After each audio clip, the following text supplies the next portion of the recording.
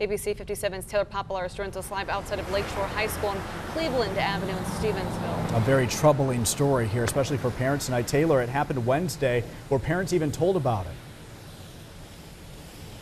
We don't know at this point, and that's because the high school principal and the superintendent's office tell me they cannot comment on this right now because it is currently being investigated. And even with this pretty detailed police report, there are still a lot of questions. Mainly, how did this ISIS game come to be, and how was a freshman able to keep a knife inside his locker for a week before bringing it out and turning what police are calling a stupid, innocent game into a violent accident?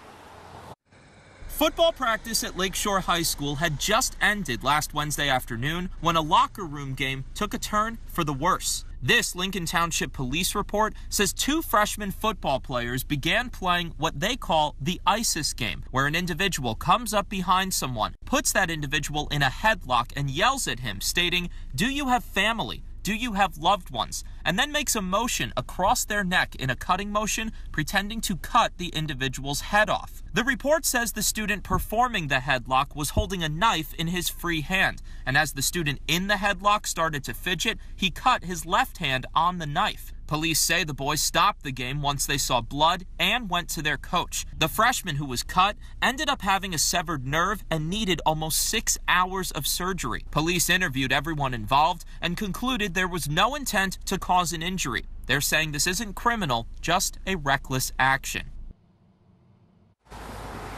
Now, this report also says that the student who had the knife, which was an X-Acto knife, like a utility knife, found that knife right here on school property in the parking lot about a week before this entire ordeal. And then for some reason, he decided to bring that knife out during that game as they played it last Wednesday. Now, because the district will not comment right now, we don't know if parents were told about this. We don't know if school leaders knew about the ISIS game before this happened. And we don't know if the student with the knife is being punished at all. But what we do know right now is that the victim's surgery went well. And the family's attorney tells me they're now waiting to figure out if the victim will be able to have a fully functioning hand after this accident. The attorney also says the family is considering legal action against the district for negligence. I'm live in Stevensville. Taylor Poplar's ABC 57 News.